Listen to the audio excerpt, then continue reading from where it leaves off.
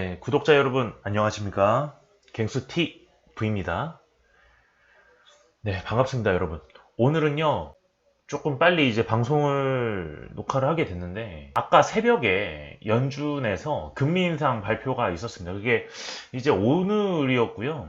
6월 17일 날, 이 연준뿐만이 아니라 이 FOMC 회의에서도 경제로가 그 다음에 이제 앞으로의 경제 전망에 대해서도 오늘 발표를 하게 되었습니다. 오늘은 상당히 중요한 날이라고 볼 수 있었습니다. 첫 번째로 이제 연준에서 금리 인상 발표가 있었고요. 그 다음에 원유 재고 발표도 있었습니다. 금값이 좀 많이 하락하는 모습을 보여줬었어요. 아스트라제네카 접종 후에 30대가 사망하는 안타까운 사고가 있었습니다. 페드 금리 인상 앞당긴다. 자, 2023년 두 차례 인상 예고를 오늘 했고요. 페드 위원들도 점도표 지난 3월 이후 급격한 변화가 있었고요. 그 다음에 인플레이션, 성장률 확대에 금리 인상 시간표 당겨졌다. 그래서 올해 연준에서 인플레이션 감내하겠다. 3%에서 4% 이 정도 수준은 뭐 감내할 만한 수준이다, 이렇게 얘기를 한 바 있습니다. 현재 물가 상승의 빠른 인플레이션으로 인해서 지금 현재 5% 내외 수준을 보이고 있습니다. 새벽 3시에 연준에서 금리 인상 발표를 했고요. 그 전 세계는 제롬 파월 의장의 입만 주목하고 있었습니다. 왜냐하면 이 제롬 파월 의장은 결정권자이기 때문에 전 세계는 당연히 주목을 할 수밖에 없었는데요. 미국 연방준비제도 위원들이 점도표를 통해 금리 인상을 앞당길 것임을 예고했다. 지금 파월 의장이 지금 양적 완화를 계속 시작을 하고 있지 않습니까?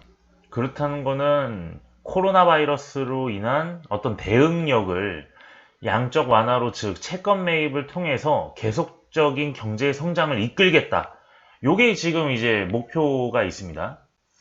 인플레 상승에 대한 우려가 페드 내에서 확산하고 있는 만큼 금리 인상 시간표는 빨라질 것으로 확실해 보인다. 16일 공개한 점도표는 예상을 뛰어넘은 결과가 담겼다. 상당수 위원이 2023년 중 두 차례 금리 인상에 점을 찍었고, 그 점도표라는 게 있거든요.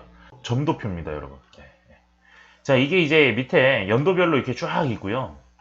그 다음에 이 페드에 관련된 이제 위원들이 숫자가 좀 있습니다. 숫자가 있는데 이 위원들이 이제 여기에 대해서 금리 인상 발표에 대한 우려감이 이 이제 점도표에다가 이제 표시를 하게 되는데요.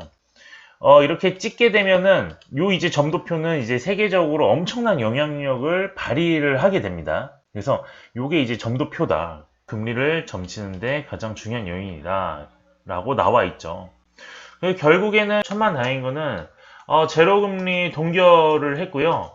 양적 완화 계속적으로 실시하겠다가 나왔습니다. 그러자 주식시장이 엄청 빠르게 반응을 했고요. 소폭 상승하는 모습을 보여줬습니다. 물론 하락으로 마감이 되었지만 어느 정도의 혼조세는 떨쳐냈다, 이렇게 보시면 될 것 같습니다. FOMC에서는 이제 그런 경제 구조라든가 그 다음에 경제를 좀 이게 암시를 많이를 하는데요.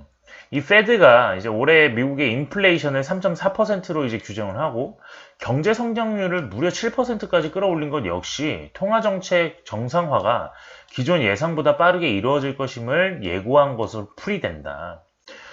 인플레이션이 일시적이라는 입장을 또다시 강조했다.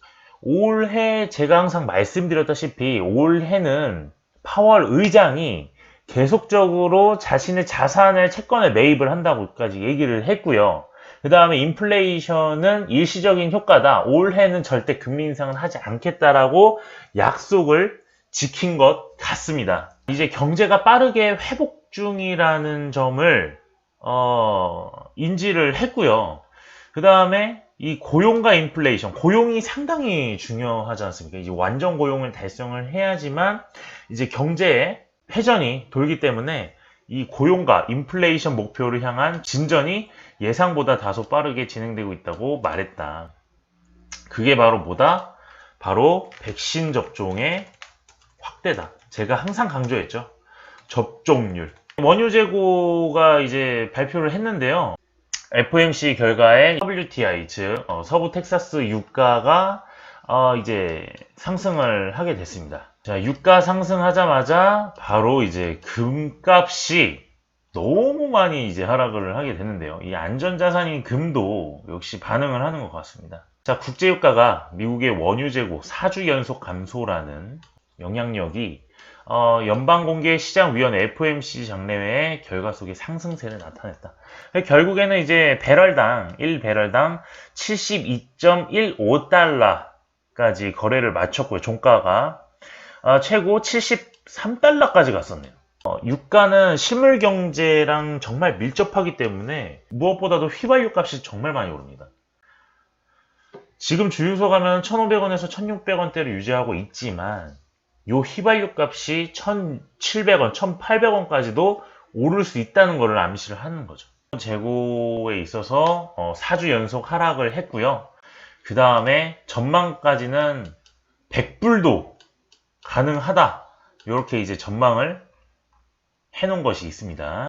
중요한 부분들은 이 정도까지가 되겠고요.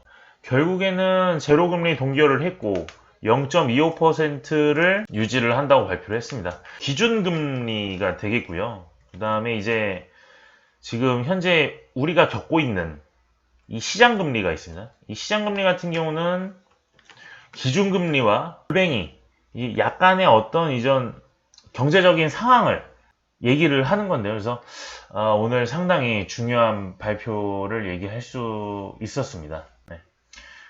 접종률이 중요하긴 하지만 아직까지는 마스크를 벗는 데 있어서 조금 시기상조인 것 같습니다.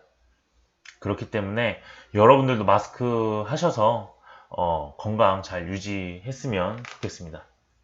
자, 이상 긴급하게 녹화를 시작을 했는데요. 여기까지고요. 연준의 금리 인상 없었습니다. 여러분의 자산은 하락할 일이 없을 것 같네요. 자, 이상 영상 마치도록 하겠습니다. 감사합니다.